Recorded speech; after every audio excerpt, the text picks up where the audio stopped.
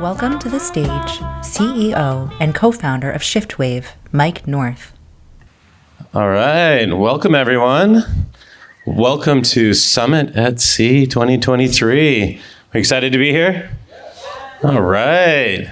Oh yeah, look at these all-stars showing up. This is great.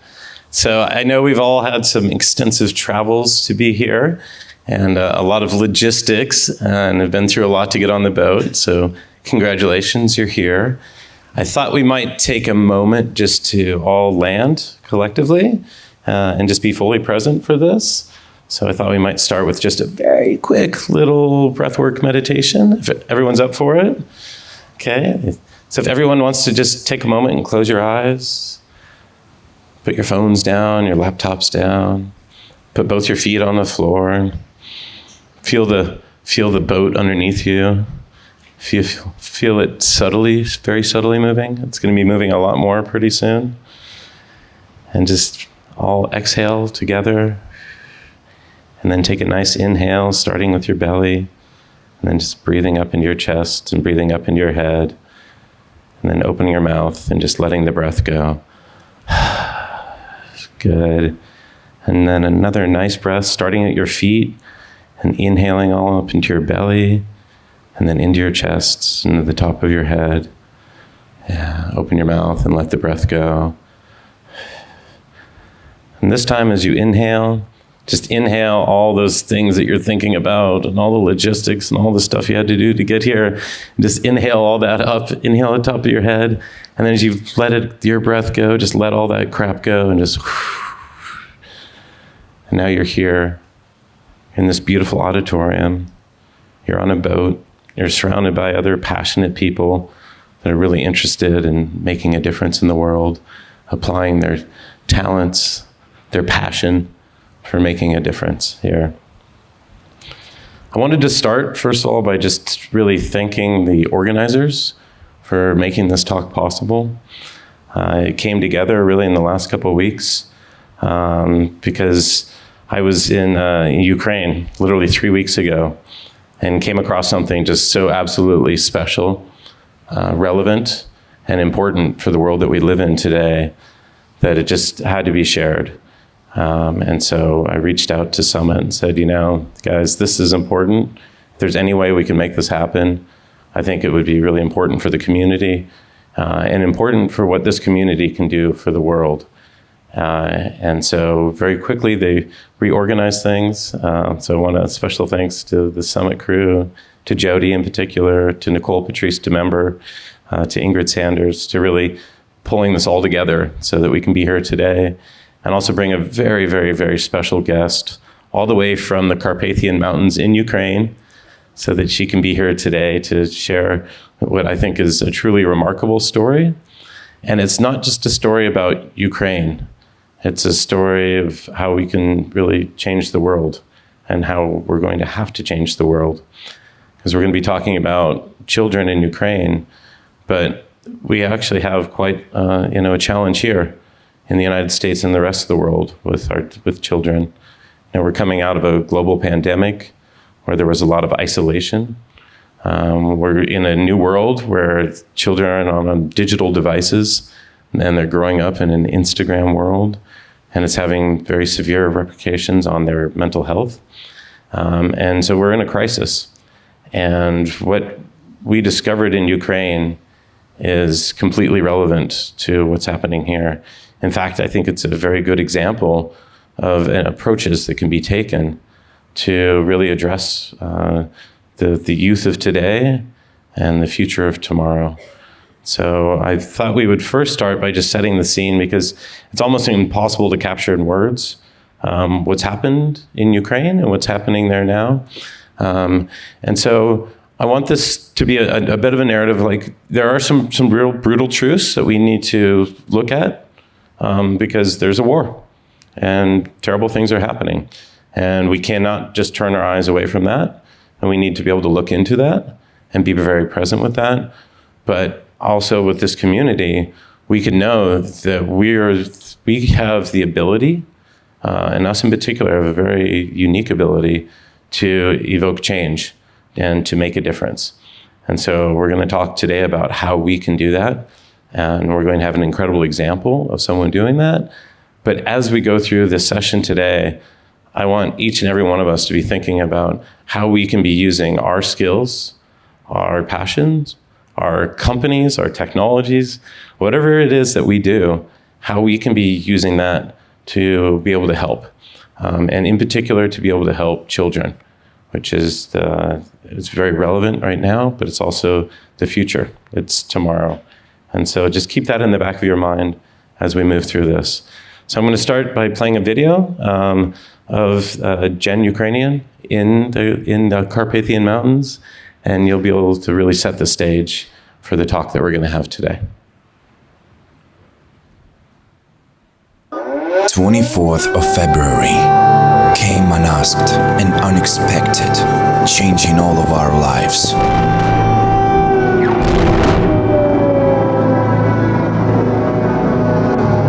Millions of broken hearts and lives. According to UNICEF, 7.1 million children need assistance, which includes psychological help. Because of the war, about 4 million of children are at risk of mental health disorders. Our kids have seen and experienced the worst imaginable things: torture, captivity, months in shelters, escaping their cities burned to the ground, excruciating death of their parents. Найгірший момент у моєму житті – це смерть батька та ночь. Це було прям самим плохим. Попала ракета, сонную артерию, и все кровью. Мы подбегаем к папе, он лежит на полу весь в крови, рука оторвана. Я не могу об этом говорить. Не хочу. Ракета прилетіла в дом. Я розумію, що мені стріляли в голову. Мне мама сказала, если я умру, зачем ей тогда жить? Мне все время кажется, что высокие дома теперь будут все сгоревшие, что в них попадут ракетами. Потому что многие хотят жить. И они не хотят умирать, потому что им нравится жить. That's why it is not only on a battlefield that we have to fight, but also on a psychological front, ensuring a future and childhood are not taken away. Gen Camp was created by Ukrainians for Ukrainians. It is a free psychological camp that provides intensive rehabilitation and education for Ukrainian children from the war zones who lost their parents. Gen Camp is a combination of a powerful psychological approach with a safe space where kids can have their lost childhood back. We have also developed an innovative trauma program, Sheltered by Love, for treating a childhood war trauma that can overturn existing international protocols. Investing in prevention and support for children and families affected by the war in Ukraine now is an investment in our future.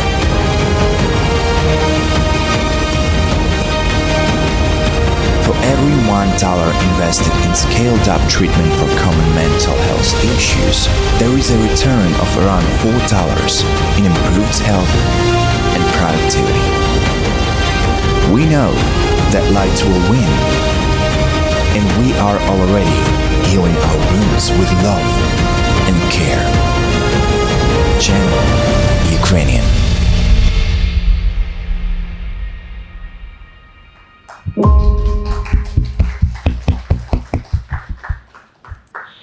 It's with great honor, I'd like to introduce the founder of Gen.Ukrainian, Oksana Lebedeva.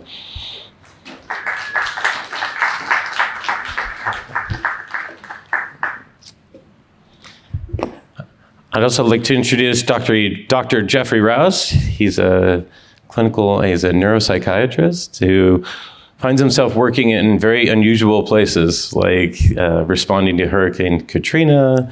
He works in the jail system. So he's not your typical psychiatrist here. And Jeff's going to join because the sophistication of what's happening there is honestly a little beyond me. It's really sophisticated what they're doing. And so he can kind of backfill a lot of information on the deeper kind of psychiatry that's happening in this program and why it's so effective. Great. Thank you, guys. Would you like to have a seat?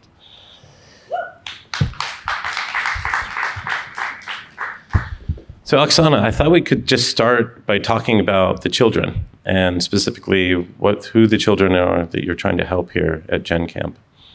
First of all, thank you guys for having me here. I still can't believe that I get there. Then, to make long story short, we care about children with a very uneasy fate. These children, they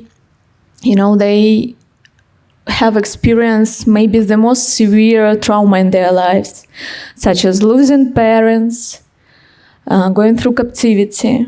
Then these children are in a high risk of developing mental health issues, such as anxiety, PTSD, depressions. Then our goal to provide them with a comprehensive care, such as educational programs, psychological support, and health care. Beautiful. Thank you. Jeff, just kind of, you've been there, and kind of in your eyes, what have you seen that these children have been through, as they're arriving at the camp? Yeah. As you arrive to the camp, as you've seen on the video, it looks like an idyllic summer camp. You've got the beautiful nature, you've got the facilities, you've got these frogs chirping. I mean, it is just beautiful to see.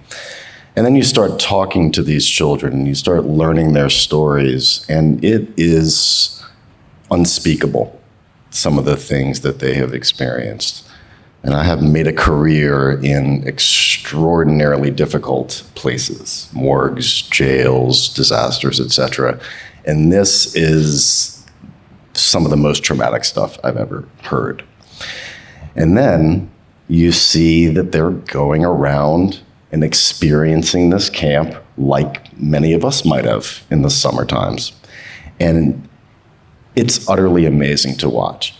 And then finally, you learn how much thought has been put in to this camp and how it is organized. So it's a camp, but it's underlying that, it's truly an innovative, intensive outpatient psychiatric program for trauma that's a whole lot of fun. And it's just a pleasure to be able to see it myself with my own eyes. It's funny. I just spent last week at the Esalen Institute. I don't know if you're familiar with this, but this is basically leading the way for the human potential movement. And I was there for kind of people going through this holotropic breathwork workshop for a week. And this is after I'd been to Gen Camp, and I was just like, wow, this is almost the same. Like, they're getting up and we're doing movement exercises in the morning, and then we're getting together in the afternoon. There's the 5 rhythms dancing, and there's also, while I was there was a full-on dance party rave with the kids. And it was just very striking, the resemblance between our most advanced, I would say, Esalen Institute kind of trauma program for adults and what I experienced there in Ukraine at Gen Camp. Maybe it would be worthwhile to talk a little bit about the impact that this is having for children, Oksana. Oh, I'm glad you asked that. To understand the impact, it's crucial to have a closer look what kind of children we work with. As I said, they have lived probably the most severe traumatized experience in their lives, which is reflected in their everyday routine, everyday chores, behavior, relationship. For instance, I can tell you about Margot, an 8-year-old girl from Mariupol. She lost 12 relatives during one night because of one Russian missile hit their house. When we met, she had a panic attacks every night. She rejected even to take a shower, avoid any kind of communications. Then after 21 days, our program, we managed somehow to get her normal, if only you can, call normal the life destroyed by Russians. Then now she, since this time, she sleep well, she plays toys with her friends. she dreamed one day to become a detective. Then this is the impact we do, and she's just only one girl from the 2,000 kids who's already applied to our program. Amazing. I think we have a video of Yura to share. Would this be a good time? Would you like to introduce who he is a little bit? About Guy, yes, it's just, it's about kids, because I truly believe that we are what we experience. And imagine what generation we can raise if we do nothing with this experience, if we do nothing with their trauma. It might be a big global problem. And at the same time, we are on the verge of a great chance to bring up a generation of the strongest, the bravest, the hardened guys and girls. And Yura, he's a brilliant example of this guy. Actually, these children, after what they see, after what they feel, and at the same time they didn't break, they could be a great example for all over the world, not only for the Ukrainian nation. And this guy, yes, I want to see his stories very much. Yeah, this is a pretty special story. But we talk about numbers, about 4 million children, but it also comes down to the individuals and the individual stories and being able to share, just the success that can be had here. So let's share the one with Yura. Прийшов військовий РФ, і він почав стріляти. Батько впав, він іще раз вистрілив в руку. Просто бачив, що в мене кров тече, м'ясо отак от вивернуте. Я зрозумів, що мені стріляли в голову, все живе стріляють. Я Юрій, мені 16 років, я з Бучі. Родина в мене дуже чудова. Батько юрист, мама працює в дитсадку, брат теж працює на юриста. Ще один брат вчиться на моряка. А я в військовому коледжі нафтомеханіка. 17 березня трапилася дуже серйозна подія, коли ми з батьком поїхали в міську раду за гуманітарною допомогою. По дорозі на нас вийшов військовий РФ, сказав зупинитися. Ми зупинились, злізли з велосипедів, підняли руки, спитав, куди ми йдемо. Ми сказали, що ми йдемо за їжею. І він почав стріляти. Пролунали 2 постріли, я побачив, що батько впав. Пролунав ще один постріл, це був підняту руку мою. Після чого я теж впав, і коли я лежав, я спитав, чи можна підійти до батька. Він іще раз вистрілив в руку. Лунає ще 2 постріли. Я відчув, що від асфальту мені якийсь кусок камня відлітає вниз. І ще один постріл був, не знаю, скоріше це був батька. Повертаю потрохи голову направо і дивлюсь, що його кров вже, вона ручейком по чуть-чуть до мене доходить, а батько лежав від мене десь на 1,5 метра. Я підняв голову, і коли вже там не було цього військового, я потроху піднявся, почав бігти. Я коли зняв своє худі, я побачив там чорний слід від пулі. Я зрозумів, що мені стріляли в голову. Цей солдат РФ, він добивав, просто добивав. Худі і вітровка, вони зараз зберігаються в СБУ, як вічдок. Прибіг додому, мама каже, ти сам, чого без батька? Вона побачила, що я весь в крови. Первое, что услышали мои братья, это что отец умер, а я живой. Чесно, у мене було шокове состояние, я нічого не чувствую, просто бачу, що в мене кров тече, м'ясо отак от вивернуте. Мама сказала, що я піду туди, подивлюсь, чи потрібна якась допомога, може він ще живий. Я кажу, мам, точно мертвий, не йди туди, вони, все живе стріляють. Ми не могли одразу забрати тіло 2 дні. Бабуся, поки йшла до нас, вона зайшла до військових РФ, домовилася, щоб можна було забрати тіло з 2 сусідами, з садовою тачкою. Пішли на те місце, забрали труп, і поховали ми його у себе на дворі. Реально настільки кончені люди були, що вони просто во всіх стріляли. Я не знаю, як бабушці вдалося їх говорити, щоб навіть труп забрати можна було. Не дивлячись на те, що він був в балаклаві, я запам'ятав його очі і частину носа, а вже потім опізнав з великої бази. Що таке справедливість? Да?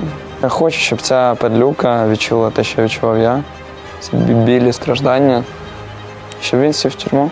У мене ще 1-2 місяці після цієї трагедії Була фобія військових. Навіть коли були наші військові, я боявся. Я ховався просто від них.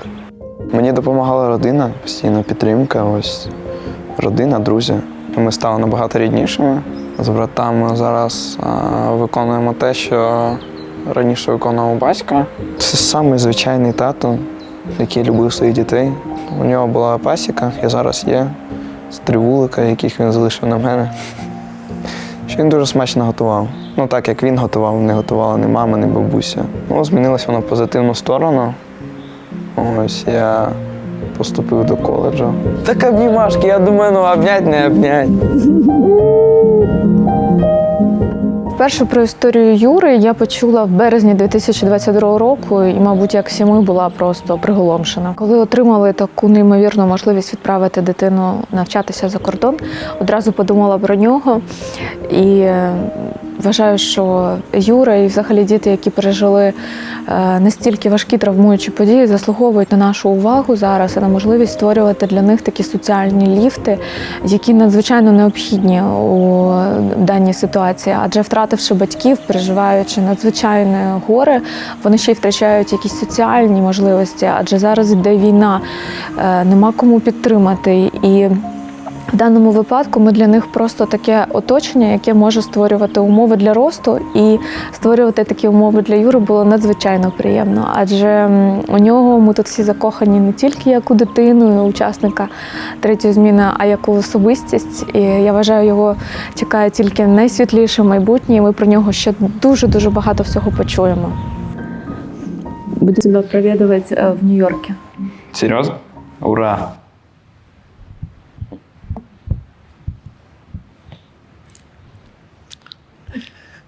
Maybe you'd like to just continue what's happening in New York for Yura now.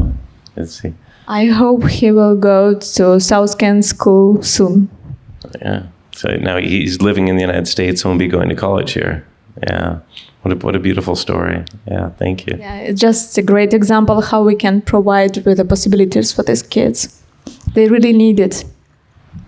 Yeah, when I was there, I got to interact with Yura a lot. And he was just, we're playing badminton and laughing and joking. I really have no idea that this is what he's been through. He's just like a normal kid playing. And I think it just shows how effective it is bringing kids to this camp and everything that they're being exposed to, whether they know it or not, and all the different tools.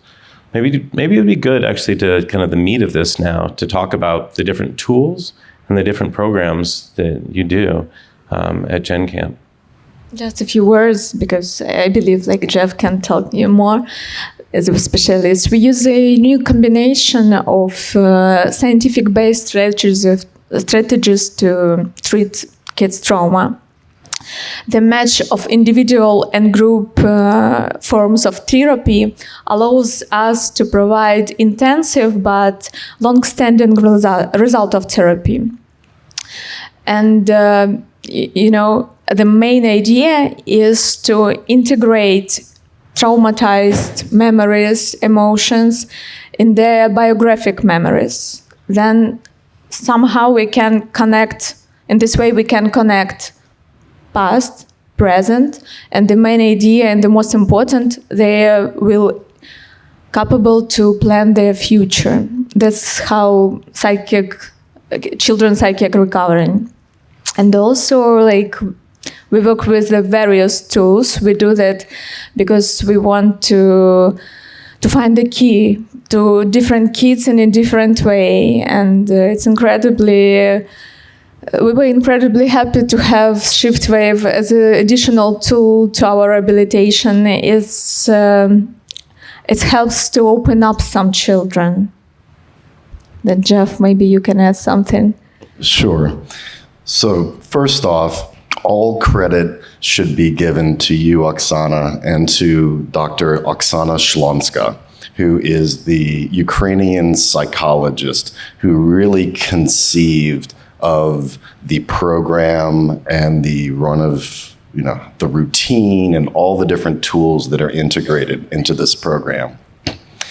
And as Oksana said, the overall goal from a neurocognitive standpoint is to have the memories of the trauma integrated into autobiographical memory or narrative memory. The same way we remember what we did in 4th grade or last summer, to have it begin to be part of, but not the entirety of their personal story. And what Dr. Schlonska has done is she has leveraged the incredible advances that have happened over the past 10 to 15 years of our knowledge of trauma on every level: epigenetic, physiological, neurological, cognitive, and social. How all of that research has informed so many different schools of trauma treatment. You know, if anyone here has read How the Body Keeps the Score, you know that that book goes into so many different ways of approaching trauma, from a neurofeedback perspective, from a somatic perspective, from an interpersonal psychotherapy perspective. This camp, it's really, as I said, a psychiatric program in disguise. It integrates all of these different therapies into the structure, into the routine, while still remaining engaging and fun and playful for the children. And the fact that they can do this and they can personalize the treatment for each of these children, to give one child equine therapy, to give another child Shiftwave treatments to open them up for psychotherapy, to give another one more art therapy. The fact that they've got all of these tools at their disposal in this camp is how they are able to produce massive psychological and neurological change in these children who so desperately need it in just 21 days. It's utterly amazing. Is there any kind of examples of just going through the day of something that maybe wouldn't strike someone as this is therapy, but it is something in disguise? Yeah, there's particular games that the children are playing that utilize some very sophisticated neuropsychological knowledge about how the brain is sort of divided between the different hemispheres, and how we sort of process emotion a bit more on the right portion of our cerebral cortex, but our language tends to be a little bit more on the left side of our cerebral cortex. And from a therapeutic standpoint, you want to always be integrating the emotion with the ability to talk about it. That's how you integrate these memories into the narrative therapy. Highfalutin cognitive neuroscience kind of stuff that takes form in this camp by the nature of these interhemispheric games that the children are playing in order to get their left side of their brain talking to their right side of their brain, so that neuroplasticity is enhanced, so that when the child leaves these games and goes to the individual psychotherapy, their brain is subtly primed for a little bit more knowledge, a little bit more receptivity to what's going on in their individual cognitive behavioral sessions. It's utterly genius. It's very remarkable. Awesome, thank you. And Oksana, why is this so important, the camp and what you're doing for the children? Why it's so important, you can see it just after this video, because they can imagine themselves in the future. And I just want to add something, guys, we can be proud of the fact that we are now on the forefront of design this modern and effective protocols. But from the other hand, I wouldn't wish anyone to try this experience that forced us to make these protocols, because it's really terrifying. And I did business before the war, and what I saw, what I experienced when the war happened, I found myself in Miami, and my 10-year-old boy, my son, he stayed in Kyiv under bombing. And this for life-changing days that I get him, I've never forget. And in this moment, I realized that no kid should be abandoned, no life should be destroyed, and we should find a way how to go in a post-traumatic growth, because it's our land, it's our kids, and it's just a small remark. Yeah, I think I'd like to share on this as well, is that, there's a very challenging situation in Ukraine, but there's also an opportunity. And Ukraine is very quick to adopt new modalities and new technologies and put them to test because the urgency is there and they need to make it happen. And this is how we found ourselves over there. We've developed a very groundbreaking technology that, quite frankly, is starting to gain some traction here in the United States, but it's a very slow process. Trying to work through government systems and whatnot to implement a radical new form of mental health. It's a very body-up approach, going through kind of your somatic system. And by the way, it's here on the boat, so everyone can experience Shiftwave. There's 5 systems in the back in the Haven, so you can actually go have this experience yourself. But it's new, and it's different, and it's not talk therapy, and it's not drugs. It's literally using the body's own natural systems to realign things so that you can bring a solid foundation to the nervous system. And when you have a solid foundation in your nervous system, then that brings peace to the mind. And so this is also an opportunity for us to be able to take this over there and put it to use immediately. And I will just say, on a personal level, it's the most meaningful thing I've ever done in my life, is to put all my heart and soul into developing something, but now to see it go to its highest, best use. And our experience in bringing this to Gen Camp was quite special. And I have to admit, there was a little bit of skepticism, healthy skepticism when we arrive. And I have to paint the scene. This is remote mountains, in Ukraine. And Dr. Shlonska she's a very serious woman. Like, she's very, and here's 2 Americans that show up with just this flash technology, just very, very cavalier, I might add. And we just show up with these fancy looking chairs. And she's just like, she's not too sure about us or this technology and what it can do. And so we set up the systems, and we just started putting kids through them. And one of the kids we put through, Eeyore,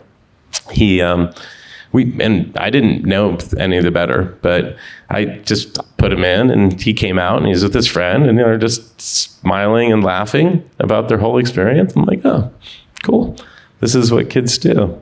Yes, about Igor, we noticed that he came up after the Shiftwave. That's why we changed his schedule. And right after the Shiftwave, he always went to the individual therapy. And I guess he really hadn't smiled for quite a while, since he lost his father, which had been about a year or so. So for about a year, he really hadn't smiled and certainly hadn't laughed. And he came out of this smiling and laughing. And then I guess I was informed at lunch that he went directly to his therapist, and for the first time, just spilled his guts, just told everything that happened. And at that point, Dr. Shlonska came over and was just like, okay, what is this thing? I think there's something there. And then it became just this very beautiful journey, and especially for me, of working with Dr. Shlonska. And I don't speak Ukrainian; she didn't speak English. And through Google Translate, the 2 of us sat down, and we made a journey together. So on the Shiftwave, you go through these different journeys. And I kind of roughed out maybe just a rough guide of what it could be, and then translated that Ukrainian. She took it and just basically rewrote the whole thing, and it was just pure poetry. And she talked about the natural springs of water in life that are just flowing over you and just washing away the trauma. And it was just one of the most beautiful things I've ever read. And that was the translation. And then I sat there with her and recorded in the Ukrainian, and then kind of put together a journey. Oksana here had to help me get all the timing right and everything like that, so that we could then put the kids through this journey. So they now have a Shiftwave there, and they get to have Dr. Shlonska's voice, who's a sweet motherly voice, guiding them through this journey. And it persists to this day as a tool that they can continue to use. And I just want to reflect this for all of you, in that if you have something that you can do, a skill that you can have, I just want to say that this is the most meaningful thing I've done, is to take my talents and passion and be able to apply it to this challenge. And one thing we did not expect is we were kind of, myopic on the kids, but the counselors kept coming in and they'd be like, I need to get in the chair. Because, they just heard something pretty rough from a kid, and they just literally needed to shake it loose. And so they would they would be coming in as repeat customers just to continually be refreshing themselves. And at the very end of the trip, I made a special journey for Oksana. It was set to a Billie Eilish song. And I put Oksana and Dr. Shlonska in it together right before we left. And the most special moment of the trip was Dr. Shlonska. She came out of it and she had tears in her eyes. And she came to me for a hug and to be held. And I think that in this, we also lose sight that there are the children, but there are also the caregivers. And they need support as well. So this is just something for all of us to keep in mind, is there are oftentimes people that are working so hard to help these people in critical need, but they are giving everything they have, and they don't necessarily have the support that they need to do their work. Yeah. Actually, Jeff, do you have anything you'd like to comment on that? Yeah. The other thing to add is, a touch of background. So I'm a New Orleanian. Hurricane Katrina comes through, destroys almost New Orleans. It was a pretty rough time in my life and my wife's life and our young family's life. And as we're there and we're providing care and working with, psychological effects of that, we were briefly the focus of the world. Everybody knew what was going on in New Orleans, seeing those images, seeing people on rooftops. And there were many, many, many offers of help. I mean, people were coming in with this and with that. I mean, even like the Tom Cruise, the Scientologists somehow got themselves into New Orleans in the floodwaters and are giving massages on the street. It was crazy. But one of the lessons from that is that it is very easy to think that you have a solution, to think that you have what they need. And that, from being on the other side of that briefly, made us very aware when we went to Ukraine that we have a platform. We do not have a solution. We have a platform that could be used and adapted and to become part of their own healing, their own culturally specific approach to psychological help. And so the fact that we could get Dr. Shlonska not only won over, so to speak, to our technology, but more importantly, to get her take on it, to speak Ukrainian, to do it in a particular way that helps in their psychological rehabilitation is incredibly important. And so as you think perhaps around ways that you may be able to help, I remind you to have a bit of cultural humility and to see how you may be able to plug in and partner, not necessarily deliver assistance. But I do urge you to help provide some assistance because it's desperately needed. Do you just want to mention maybe a little bit how Shiftwave as a platform works, just on a very basic kind of neuroscience level? Sure. Very briefly, we use very specific patterns of physical vibration that are applied to the body that begin to communicate with the nervous system and sort of phase lock, or get into a dialogue with the autonomic branch of the nervous system. So we're able, pretty much at the touch of a button, due to a whole lot of research, to shift the nervous system. So we have programs that can turn down the fight or flight portion of our nervous system, the sympathetic nervous system, and that can turn up the parasympathetic portion of the nervous system. And when that happens, that doesn't just exist in the body.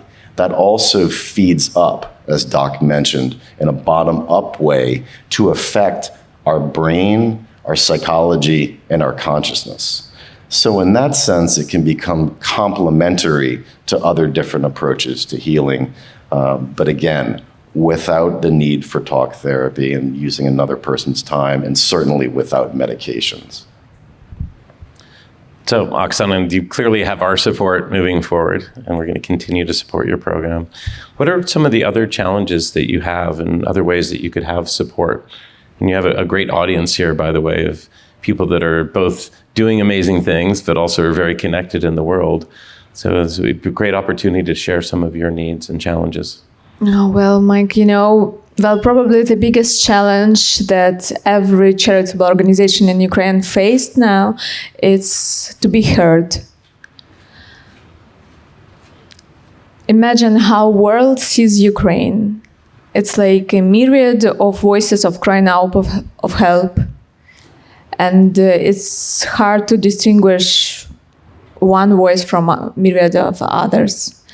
And the voice of our organization belongs to kids, children. That's why it's deep, true, sincere, and I suppose it's attractive to patrons that we have. We work with the First Lady of Ukraine from the very beginning, when it was a very risk camp.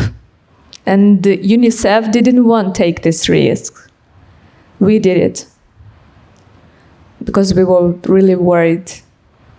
Then the answer is to be heard and to be supportive from other different ways. It's not about money even, it's about possibilities for these kids, because they didn't go to school before in COVID era. Now it's the war, now it's traumas. Then they lose their parents back to trauma's environment. They need to go somewhere. They need to see a future. Then I guess like that. Yeah, and we're seeing now that the war in Ukraine, it's becoming a political thing, which is kind of terrible, especially when you've been over there. And we don't get the full picture here. Russia's destroyed 23,000 schools in Ukraine. 23,000 schools, right? This is not just a war. This is about destroying a country and their future. And with, 4 million children being traumatized, from this. And that is the future generation. And we know about intergenerational trauma, so that'll be passed on. And so this is a major intractable issue that we have the opportunity to do something about. And we also said that this is something that affects us here as well. There's some statistics coming on about mental health in the United States, but I think American teenage girls, 30% have contemplated suicide. So this is a major challenge, and it's not about politics. This is about kids. This is about children, and this is about kind of the future of the whole planet. And I think this is something that we need to keep in mind, so that we continue to focus our attention on this, and we see past this being a political move, or this is about the war or something, and getting to the heart of this being about the children and our future. Actually, maybe Jeff, you comment a little bit about children and the cascading effects that can come from this? Yeah, you can't pick up media and not see a statistic that comes out every week or so around the degree of the mental health crisis that's going on in America, in the West in general, especially with children. The rates of depression, the rates of self-harm, the rates of suicidality. I mean, you look at these graphs and it's hockey stick time. It's utterly, utterly, utterly mind-blowing to me as a psychiatrist. And for example, the rate of self-harm, of children and adolescents that are taking action to cut themselves, to harm themselves, to attempt suicide, has doubled in the last 10 years. That kind of change doesn't usually happen in psychiatric epidemiology. Doubled. The rates of children who need psychiatric hospital admission have gone up 25% in the last 5 years. That has overwhelmed an already overwhelmed system. So it's not unusual for children to have a self-harm episode or to be in psychiatric crisis and then to find themselves in an emergency room, stuck for days while they await a bed to open up in a psychiatric facility. And so we are squarely in the midst of a mental health crisis that's here and growing. And so it certainly behooves us as a society not only to continue down the road of psychoeducation, to continue down the road of destigmatization, to continue down the road of access to care. But even more important than all of those, I would dare say, is for us to take some lessons from what's happening in Gen Camp and Ukraine, and to see that we cannot simply take a one-shot approach to mental health. And that's kind of what we do in mental health. I'm a psychiatrist, so I prescribe medicine. She's a psychotherapist, so she provides psychotherapy. We get atomized. And when you see the effect of what happens when you have this very comprehensive, very multi-level, very return to basics in some sort of ways approach to treatment that's informed by deep neuropsychology, deep cognitive psychology, you really see that that is the way.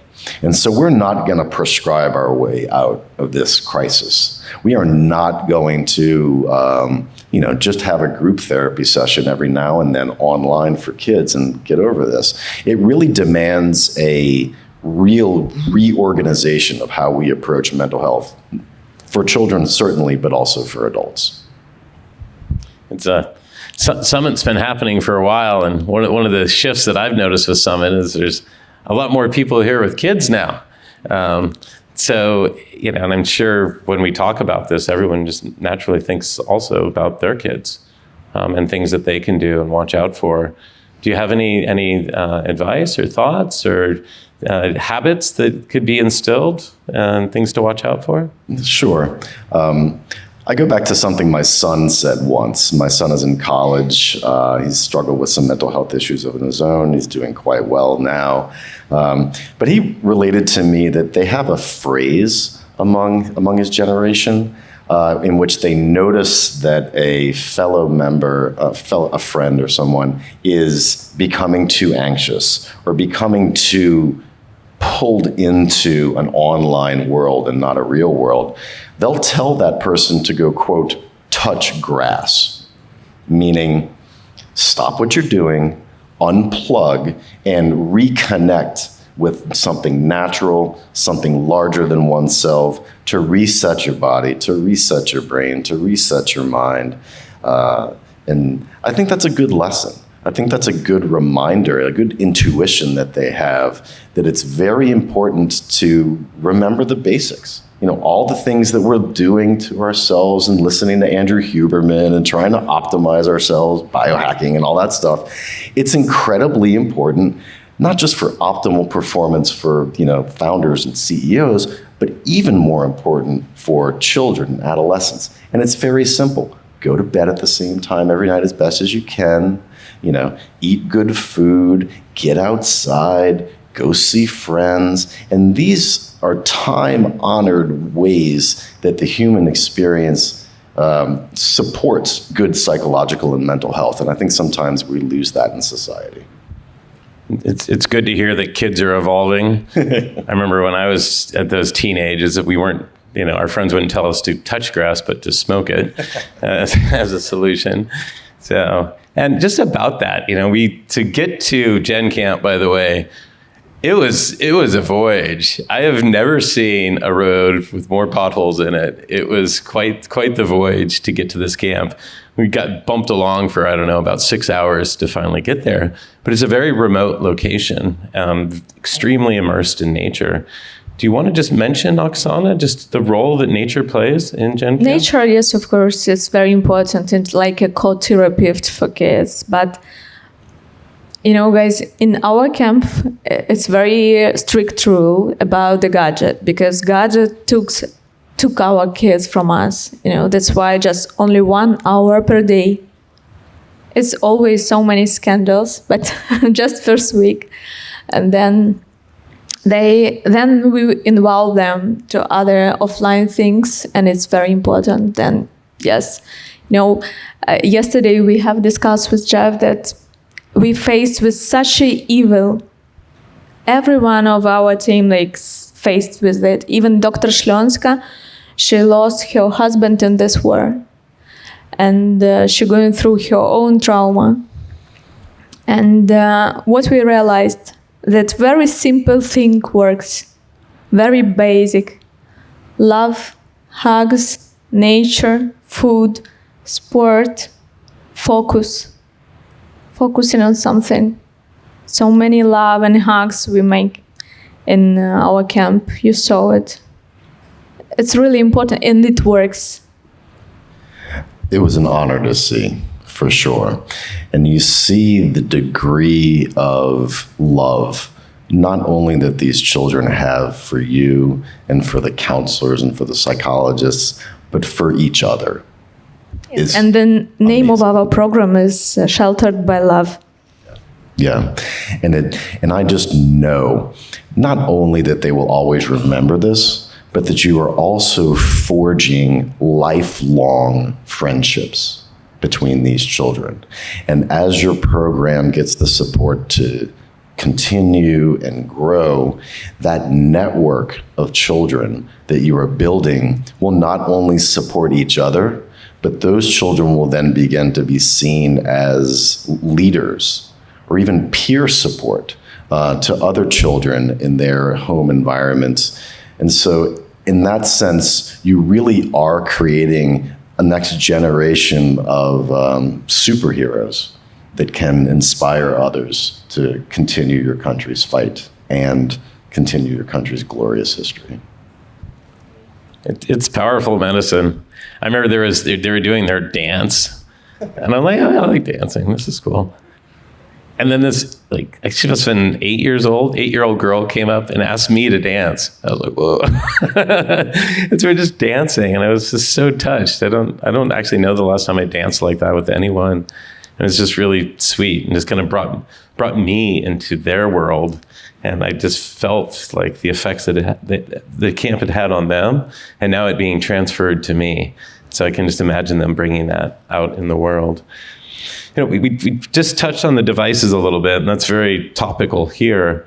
I know in the beginning, these kids are just like any kid, total addicts to their devices, and then you slowly wean them off of their device. What's the transformation you see from the beginning, when they're addicted to their devices, towards later in the camp, when they're used to not having it? Do you see a transformation in the children? Of course we see. They're just not in a therapy if they in a gadget. We see it, it's very obviously, you lost them. If they take these gadgets, they absolutely not focusing on you. And yes, it's always a problem from the very beginning, but now it's a strict rule, and we talk about it to guardians, to parents, and kids know about it. It's not easy, but we somehow we manage the situation.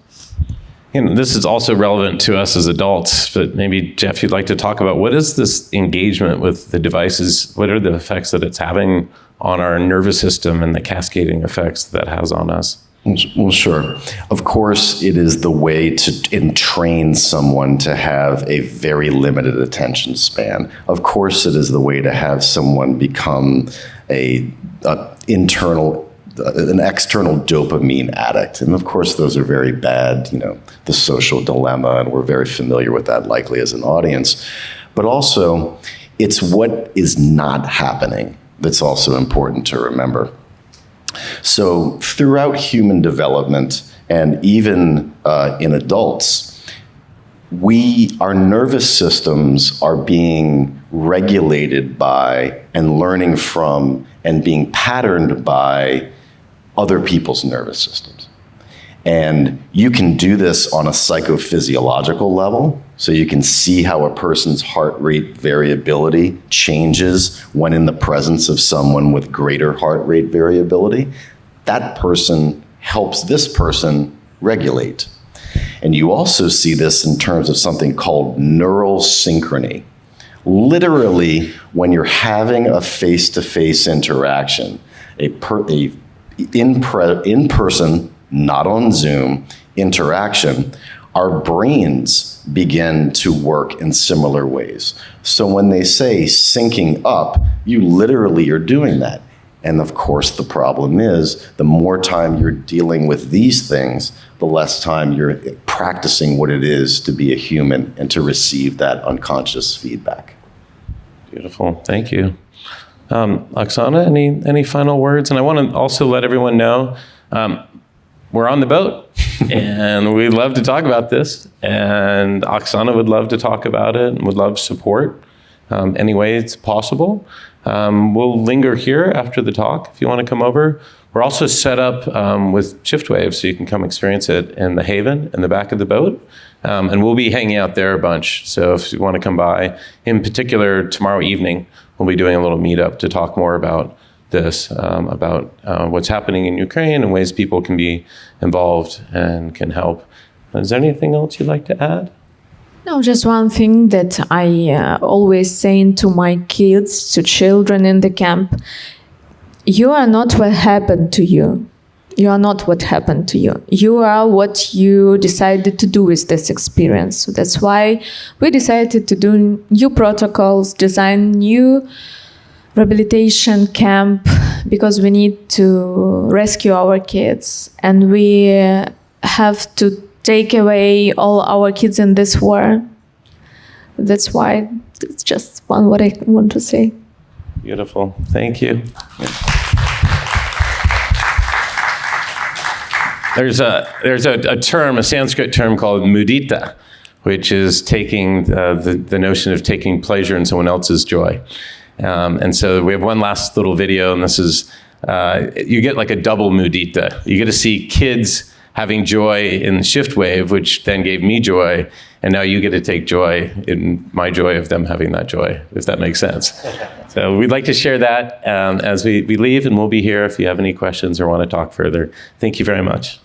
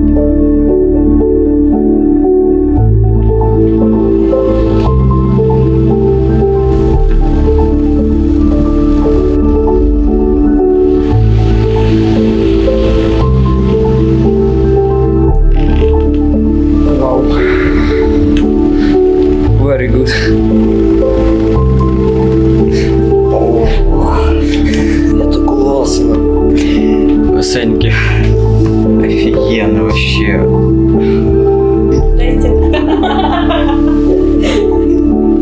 It's amazing. О! Thank you very much. Очень круто. Класс, у меня крепатура. Мы завтра придем. Tomorrow.